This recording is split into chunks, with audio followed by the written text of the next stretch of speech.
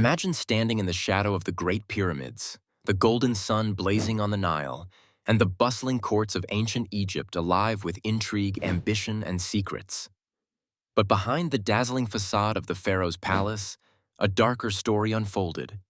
A story of young boys who paid the ultimate price for proximity to power. They were the royal eunuchs, trusted confidants, guardians of secrets, and victims of a fate both privileged and tragic. Today, we journey into the heart of ancient Egypt to uncover the untold story of the eunuchs who shaped history from the shadows, and the steep price they paid for their place at the side of kings.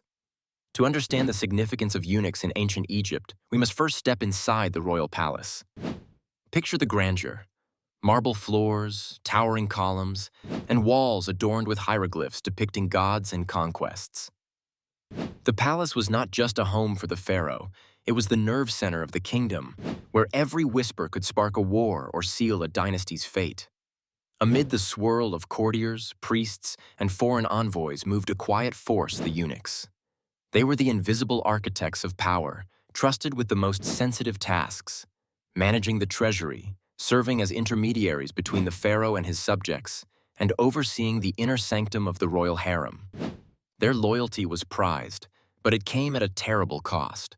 But how did these boys come to occupy such unique positions? The path to eunuchhood was seldom voluntary. Some were captured in distant wars, others sold by desperate families who believed palace life would spare their sons from poverty or death. Still others were born into servitude, their fate sealed before they could speak. The process itself was brutal and dangerous. Castration was performed in secret, often with primitive tools and little understanding of medicine. Many did not survive the ordeal.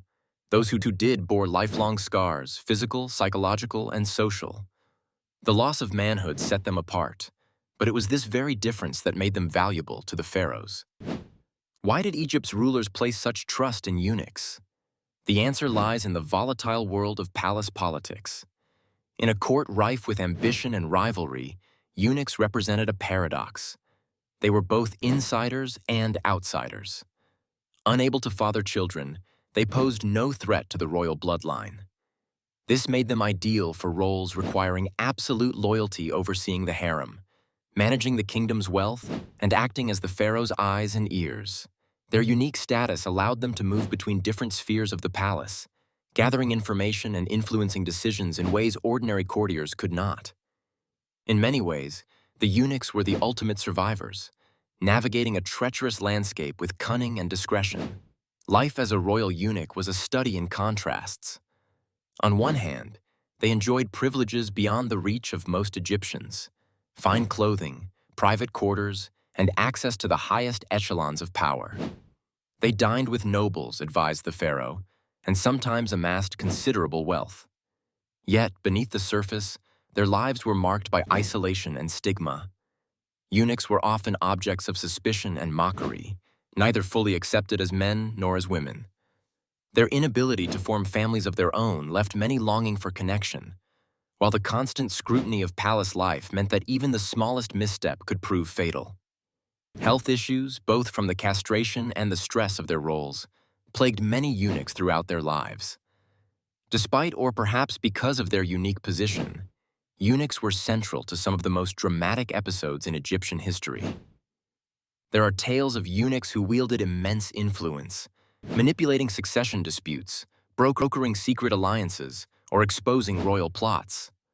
Some became confidants to queens and princes, while others were caught in deadly intrigues that cost them their lives. In times of crisis, eunuchs were often scapegoated, accused of treachery or forbidden liaisons. Their proximity to the royal family made them both indispensable and dangerously expendable. For every eunuch who rose to power, there were others who paid the price for palace intrigue with exile or execution. Perhaps the most sensitive role entrusted to eunuchs was the guardianship of the royal harem. The harem was a world unto itself, a labyrinth of rooms and gardens where the pharaoh's wives, concubines, and children lived in guarded luxury.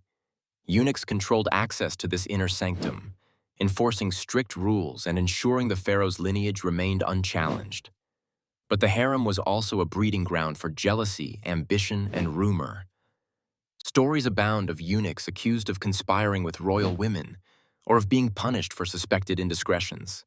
The reality was often more mundane. Eunuchs served as confidants, teachers, and protectors to the women and children of the palace, their loyalty tested daily by the shifting tides of court life. As dynasties rose and fell, the role of eunuchs in Egyptian society evolved. Some rose to positions of extraordinary power, leaving their mark on the kingdom's politics, religion, and culture. Others faded into obscurity, their stories lost to time. Yet the legacy of Egypt's eunuchs endures in ancient texts, tomb paintings, and the ruins of palaces where they once walked. Their sacrifice and service shaped the course of Egyptian history, offering a stark reminder of the human cost of power and ambition. The story of the royal eunuchs is not just a tale of suffering, it is a testament to resilience, adaptability, and the will to survive in a world that demanded everything. If you found this journey into the secret world of ancient Egypt's royal eunuchs fascinating, don't forget to like, subscribe, and share for more stories from history's hidden corners. What dark secret of the past should we uncover next? Let us know in the comments below, and join us next time as we continue to explore the shadows of history.